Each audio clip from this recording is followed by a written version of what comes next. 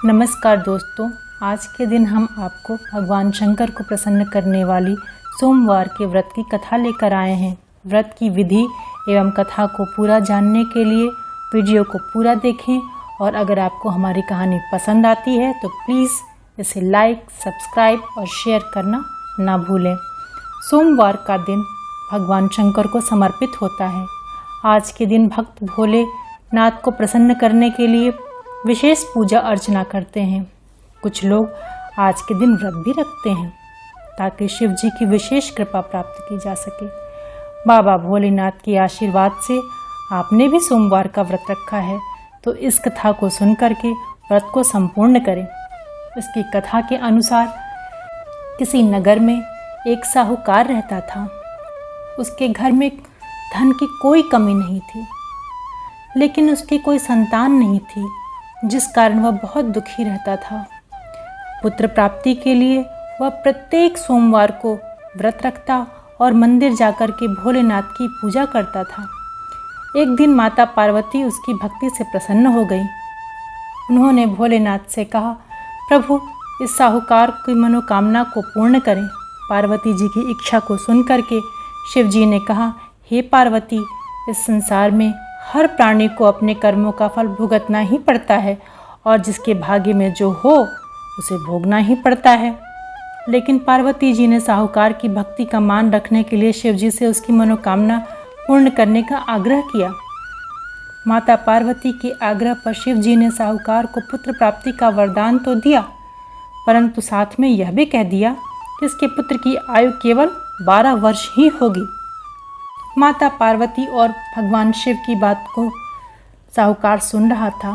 उसे ना तो इस बात की कोई खुशी थी ना ही दुख। वह पहले की ही भांति भगवान की पूजा करता रहा और सोमवार का व्रत करता रहा। कुछ समय पश्चात उसके घर में पुत्र रत्न की प्राप्ति हुई। जब वह बालक 11 वर्ष का हुआ तो साहूकार ने बालक के मामा को बुलाया और उसे बहुत सारा धन दिया और कहा, इसे काशी विद्या अध्ययन के लिए ले जाओ।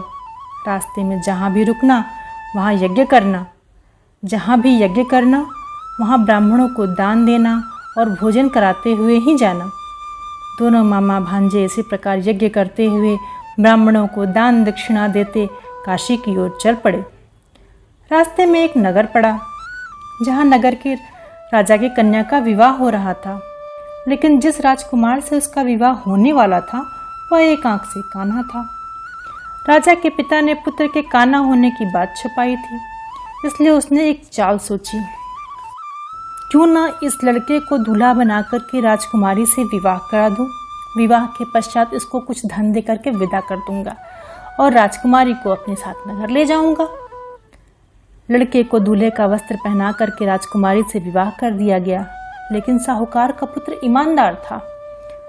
उसे यह बात न्याय संगत नहीं लगी। उसने अवसर पाकर के राजकुमारी के चुन्नी के पल्ले पर लिख दिया, तुम्हारा विवाह तो मेरे साथ हुआ है, लेकिन जिस राजकुमार के साथ तुमको भेजा जाएगा वह एक आंख से काना है। मैं तो काशी पढ़ने जा रहा हूँ। जब राजकुमारी ने चुन्नी पर लिखी बात पढ़ा तो यह बात उसने अपने माता पिता को बताया। राजा ने अपनी बेटी को विदा नहीं किया, बारात वापस चली गई। दूसरी ओर साहूकार का लड़का और उसका मामा काशी पहुँचे। वहाँ जाकर उन्होंने यज्ञ किया। जिस दिन लड़के की आयु 12 वर्ष की हुई उस दिन यज्ञ रखा गया। लड़के ने अपने मामा से कहा कि उसकी तबीयत कुछ ठीक नहीं लग रही। इस पर मामा ने कहा, तुम अंदर जाकर के सो जाओ। शिव जी के वरदान के अनुसार कुछ ही देर में उस बालक के प्राण निकल गए। मरे हुए भांजे को देख करके मामा ने विलाप शुरू कर दिया। संयोगवश शिव जी और माता पार्वती उधर से जा रहे थे। पार्वती ने भगवान से कहा, स्वामी, मुझे किसी के रोने का स्वर सुनाई दे रहा है जो कि मुझे सहन नहीं हो रहा। आप इस व्यक्ति के कष्ट को दूर करें। जब शिवजी बालक के पास गए तो बोले, ये तो वही साहूकार का पुत्र है जिसे मैंने 12 वर्ष की आयु प्रदान की थी। आज इसकी आयु पूरी हो चुकी है। लेकिन मातृभाव से विभोर माता पार्वती ने कहा, हे महादेव, आप इस बालक को आयु देने की कृपा करें, अन्यथा इसके वियोग में इसके माता पिता तड़प तड़प के मर जाएंगे। माता पार्वती के आग्रह पर शिव जी ने उस बालक को जीवित होने का वरदान दिया। शिव जी की कृपा से वह लड़का जीवित हो गया। शिक्षा प्राप्त करके वह लड़का अपने मामा के साथ नगर को चल दिया। दोनों चलते हुए उस नगर में पहुंचे जहां उसका विवाह हुआ था। उस नगर में उन्होंने यज्ञ का आयोजन किया। वहां के राजा ने उसे पहचान लिया और महल में ले जाकर उसका स्वागत किया और अपनी बेटी को उसके साथ विदा किया।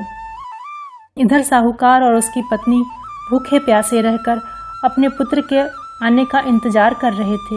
उन्होंने प्रण कर रखा था कि यदि पुत्र की मृत्यु का समाचार मिला तो वे भी अपना प्राण त्याग देंगे। अपने बेटे के जीवित होने का समाचार पाकर के वे अत्यंत प्रसन्न हुए।